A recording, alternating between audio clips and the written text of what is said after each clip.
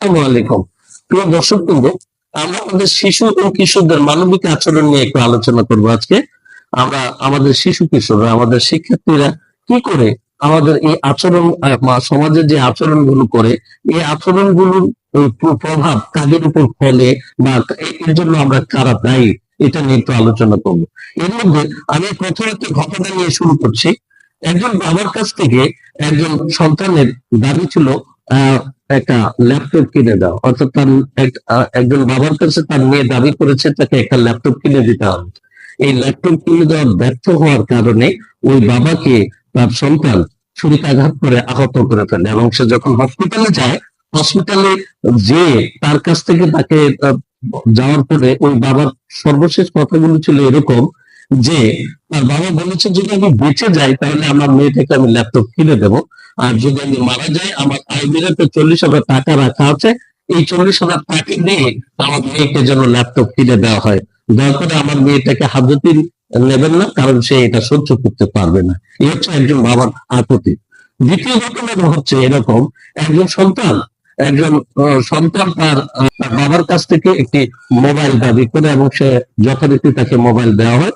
মোবাইলের যথেচ্ছ ব্যবহারের কারণে বাবা রাগান্বিত হয়ে তার কাছ থেকে মোবাইল ছিনিয়ে নেয়। এই ছিনিয়ে নেওয়ার কারণে তা নেওয়ার কারণে তার সে এই তার নির্দিষ্ট রুমে গিয়ে দরজা বন্ধ করে দেয়, এবং বাবা তার যথারীতি কাজ করতে থাকে। সোফায় বসে বাবা পেপার পড়তেছিল, ঠিক এমন সময় তার ছেলে হঠাৎ করে এসে আচমকা তাকে ছুরিকাঘাত করে তাকে মেরে ফেলে। এই যে দুই ঘটনা আমরা আলোচনা করলাম, এই দুই ঘটনার জন্য দায়ী কে? আমরা কি ওই সন্তানকে দায়ী করবো, ওই পরিবারকে দায়ী করবো, মা বাবাকে দায়ী করবো, সংশ্লিষ্ট প্রতিষ্ঠানকে দায়ী করবো, নাকি রাষ্ট্রকে দায়ী করবো? কাকে দায়ী করবো? আসলে আমরা একটু আলোচনায় যাই। আমরা মানুষের মধ্যে দুইটা গুণ থাকে। একটা গুণের নাম হচ্ছে এনিমিলিটি, আর একটা গুণের নাম হচ্ছে রেশনালিটি। একটা সন্তান, একজন ছাত্র, একজন শিক্ষার্থী অথবা একজন মানুষ যখন প্রতিনিয়ত সে অবৈধ অথবা খারাপ আচরণের সাথে সংশ্লিষ্ট থাকতে থাকতে থাকতে থাকতে এক সময় তার মধ্যে প্রসুপ্তভাব জেগে যায়। ফলে তার এই এনিমিলিটি এবং রেশনালিটির মধ্যে এই প্রসুপ্তের ভাব যখন একেবারে বেশি হয়ে যায়, তার মধ্যে সে যতই খারাপ কাজ করুক না কেন, তার মধ্যে মানবিকতা বুদ্ধি জেগে ওঠে না। সেই কারণে সে যে কোনো খারাপ কাজ করতে অথবা যে কোনো অকারেন্স ঘটাতে তার কোনো সমস্যা হয় না। এই জন্য তার বুক কাঁপে না, তার মানবিকতা জাগ্রত হয় না। অপরদিকে যদি একটা মানুষ প্রতিনিয়ত যদি সে তার এই ভালো মানুষদের সাথে সংস্পর্শ থাকে, ভালো কাজের সাথে সংশ্লিষ্ট থাকে, আস্তে আস্তে তার মানসিকতাটা এমন ভাবে তৈরি হয়ে ওঠে, তার মধ্যে একটা মনুষ্যত্ব ভাব জেগে ওঠে, এবং যে কোনো খারাপ কাজ অথবা খারাপ কাজের ক্ষেত্রে দেখা যায় যে তার মনুষ্যত্ব বোধ জেগে ওঠে। সেই কারণে আমরা যেটা বলেছি যে আমরা এই আস্তে আস্তে যে কাজগুলো আমাদের পরিবারের, যে আমি আচরণগুলো আমার সন্তানের সাথে করতেছি, আমি পারিবারিক ঐতিহ্যের কারণে যে আমরা যে আমার সন্তানের সাথে করছি, এই ব্যবহারগুলো আমাদের অবশ্যই সংযত করে করতে হবে। যেমন এটার জন্য প্রথম দায়ী হচ্ছে পারিবারিক ভাবে আমরা এরকম ভাবে সন্তানের সাথে ব্যবহার করতে হবে যে আমাদেরকে দেখতে হবে যে আমরা যাতে করে আমার এই সন্তান বিপদে না যায়, অথবা আমার কোনো আচরণ এমন যেন আচরণ না হয় সে নেতিবাচক আচরণের মধ্যে যেন সে অভ্যস্ত হয়ে না পড়ে।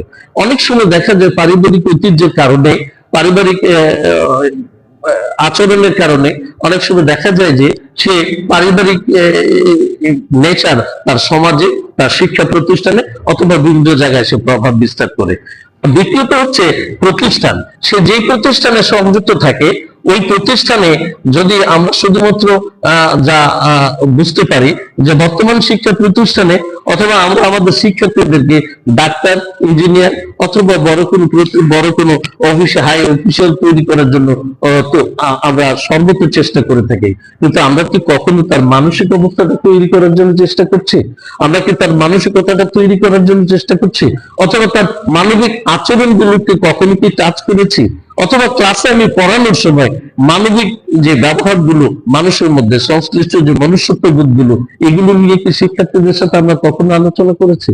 সামাজিকভাবে অনেক সময় দেখা যায়, সামাজিকভাবে ছেলেমেয়েরা অনেক সময় হিংস্র হয়ে ওঠে। কারণ সামাজিক আচরণের কারণে, সামাজিক ব্যবহারের কারণে ছেলে মেয়েদের মধ্যে এই প্রভাব সৃষ্টি হয়, এবং এই প্রভাব সৃষ্টি হওয়ার কারণে সামাজিক ভাবে সে হিংস্র হয়ে ওঠে। আমরা ছোটকালে দেখেছি যে নেতা তৈরি হতো কোনো কল্যাণমূলক কাজের মধ্য দিয়ে, অর্থাৎ যারা বড় বড় নেতৃত্ব দান করেছে তাদের ছোটকালের বৈশিষ্ট্য ছিল তারা হয়তো তার গায়ের জামাটা তার সাথীকে দিয়ে দিয়েছে, তার চোখের চশমাটা তার সাথীকে দিয়ে দিয়েছে, তার টিফিনের একটা অংশ তার গরিব অসহায়দেরকে দিয়ে দিয়েছে, কারণ তার মানবিকতা তখন জেগে উঠেছে। আর বর্তমান সময়ে আমাদের এই যে কিশোর ছেলে মেয়েদের নেতৃত্ব শুরু হয় ধ্বংসযজ্ঞের মধ্য দিয়ে। তারা কোনো অকেশন, কোনো অপারেশন, কোনো একটা দলকে যদি নিশ্চিহ্ন করা যায় মারামারি করে, তাহলে তাকে আমরা বড় নেতা হিসেবে প্রতিষ্ঠিত করি। সুপ্রিয় দর্শক বৃন্দ, আমরা এই যে আচরণ, তারপরে আসে আমাদের রাষ্ট্রীয় যে ব্যবস্থা। রাষ্ট্রীয় ব্যবস্থাটা যদি এরকম তৈরি হয় যে এই যে রাষ্ট্রীয় ব্যবস্থার মধ্যে ছেলে মেয়ে যদি হিংস্র হওয়ার জন্য যদি সেই অ্যাক্টিভিটিস অথবা সেই আচরণগুলো উৎসাহিত করা হয় নীতিমালা, তাহলে আমাদের এই ছেলেমেয়েরা এইভাবে আমাদের সামাজিক অবক্ষয় তৈরি হতে পারে, মানবিক অবক্ষয় তৈরি হতে পারে। তাহলে আমার সবচেয়ে বড় বৈশিষ্ট্য হচ্ছে আমি এখন এই ছেলে মেয়েদেরকে আমার এই ভালো মানসিক ভাবে তৈরি করার উপায়টা কি? এটার একমাত্র ইয়ে হচ্ছে ধর্মীয় অনুশাসন। আমরা অনেক সময় অনেক বড় শিক্ষিত হয়ে মনে করি যে আমাদের এই ধর্মীয় অনুশাসনগুলো যেন আমাদের কাছে অনেকের কাছে, যারা আমরা বড় বড় শিক্ষিত উদাহরণতে, আমরা মনে করি ধর্মীয় অনুশাসনে থাকলে আমাদের ছেলেমেয়েরা জঙ্গি অথবা অন্য কোনো প্রভাবে, নেতিবাচক প্রভাবে প্রভাবিত হয়ে যাবে, এরকম আমাদের ধারণা। আসলে যদি এমন কোন ধর্ম নাই এই পৃথিবীতে যে ধর্ম মানুষের কল্যাণের জন্য কাজ করে না, তো সেজন্য আমাদের সন্তানদেরকে ধর্মীয় বিধিবিধান অনুযায়ী যদি